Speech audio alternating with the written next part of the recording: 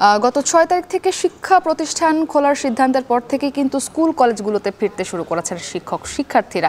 রাজধানীর Motijheel ideal school and college থেকে সেই খবর জানাতে যুক্ত আছেন দেলোয়ার দোলন। একই সঙ্গে আমাদের সঙ্গে সিলেট থেকে যুক্ত আছেন সহকর্মী রাকিবুল রাফি। তবে শুরুতে আমরা রাজধানীর খবরাখবর জানবো।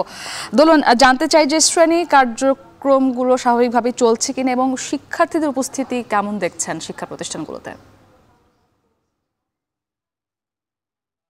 মূলত সড়কের নানা ভোগান্তি আর নানা সংকটের পরবর্তী সময়ে কিন্তু রাজধানীর সহ সারা দেশে স্কুলগুলো খুলতে শুরু করেছে। একইভাবে একাদশ শ্রেণী কার্যক্রমও চালু হয়েছে, আমরা যেমনটাই সেখানে দেখেছি। আমি এই মুহূর্তে রয়েছি মতিঝিলে, আর মতিঝিল আইডিয়াল স্কুল অ্যান্ড কলেজে। আপনাকে যদি দেখাই, এখানে শিক্ষার্থীদের গত পরশু থেকে শ্রেণী কার্যক্রম শুরু হয়েছে, আর যতই সময় গড়াচ্ছে শিক্ষার্থীদের উপস্থিতি বাড়ছে। ছোট ছোট শিশুরা বা প্রাইমারি স্কুলের যারা অধ্যয়ন করছেন কিংবা কলেজে যারা পড়ছেন তারাও কিন্তু এরই মধ্যে অনেকে এসে জড়ো হচ্ছেন। এদিকে আমরা এসে দেখেছি যেমনটা যে অন্য সময়ে এই স্কুলটিতে যে পরিমাণ অভিভাবক কিংবা শিক্ষার্থীদের চাপ থাকে কিংবা তাদের উপস্থিতি যেমনটা থাকে, এখন কিন্তু সে অর্থে বলা যায় না ততটা রয়েছে।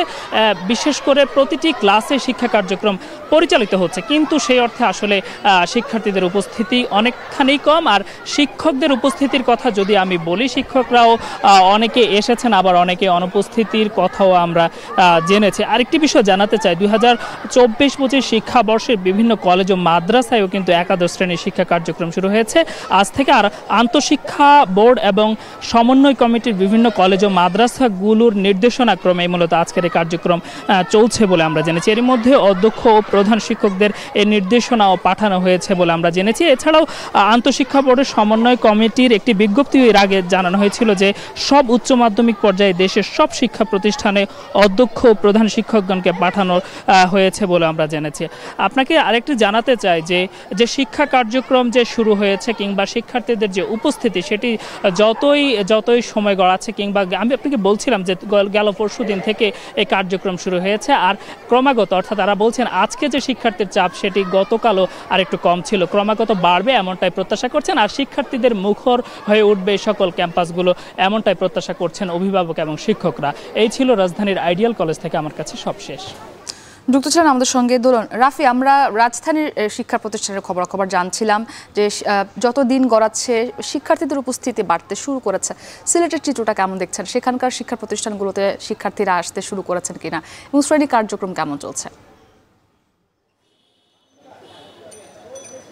মুক্তি, আমরা সকাল থেকে যে পরিস্থিতি আসলে সিলেটের গভর্নমেন্ট উমেন্স কলেজে দেখতে পেয়েছি, আসলে শিক্ষক শিক্ষার্থী এবং অভিভাবকদের যে মিলন মেলা সেটা কিন্তু পরিলক্ষিত করা গিয়েছে। এবং সকাল থেকে যারা একাদশ শ্রেণীর যারা শিক্ষার্থীরা রয়েছেন তারা কিন্তু আজকে তাদের ওরিয়েন্টেশন যে ক্লাস বা যে দিবসটা রয়েছে সেটা পালন করতে এসেছেন। এবং সকালে আমরা দেখেছি যে যারা শিক্ষকরা রয়েছেন তারা সময়ের আগেই কিন্তু এসেছেন এবং তাদের যে কার্যক্রমগুলো রয়েছে সেগুলো কিন্তু তারা পালন করছেন। তারপরেই আমরা 10টার দিকে ওরিয়েন্টেশন যেটা শুরু হওয়ার কথা, সেখানে শিক্ষার্থীদের যে মুখরিত প্রাণচাঞ্চল্যতা যেটা শিক্ষা প্রাঙ্গণে আমরা দেখেছি সেটা কিন্তু গত 2 দিনের তুলনায় অনেকটাই বেশি বলা চলে। এবং শিক্ষার্থী যারা রয়েছেন তারা আনন্দ উল্লাস প্রকাশ করছেন। আসলে দেশের অস্থিতিশীল পরিস্থিতি এবং সংকট কাটিয়ে যারা শিক্ষার্থীরা এই শিক্ষাঙ্গনে এসেছেন, শিক্ষা প্রতিষ্ঠান প্রাঙ্গণে এসেছেন, তারা বলছেন যে আসলে যে দীর্ঘ বিরতি তারা দেখেছেন এবং অভিভাবকদের সাথেও তারা কথা বলেছেন। তারা বলছিলেন যে এরকম একটা বিরতির পরে আসলে নতুন করে আবার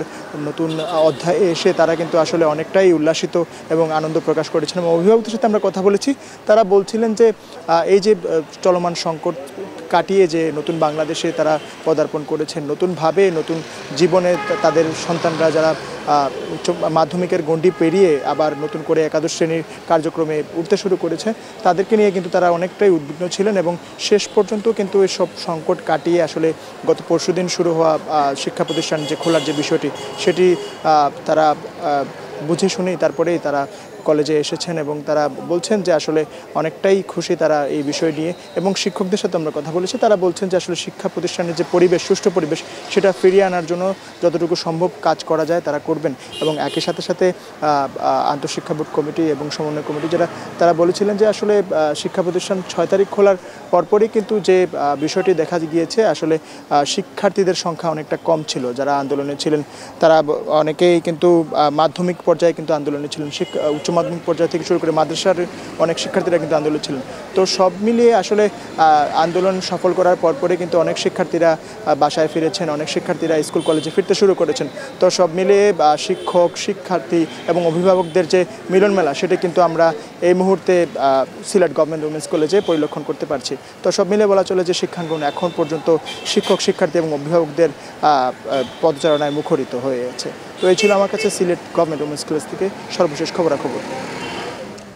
শিক্ষা প্রতিষ্ঠানগুলোতে বাড়তে শুরু করেছে শিক্ষার্থীদের উপস্থিতি এবং শ্রেণী কার্যক্রম স্বাভাবিক চলছে, সে খবর জানাতে যুক্ত ছিলেন আমাদের সহকর্মীরা। রাজধানী ঢাকার বিভিন্ন এলাকা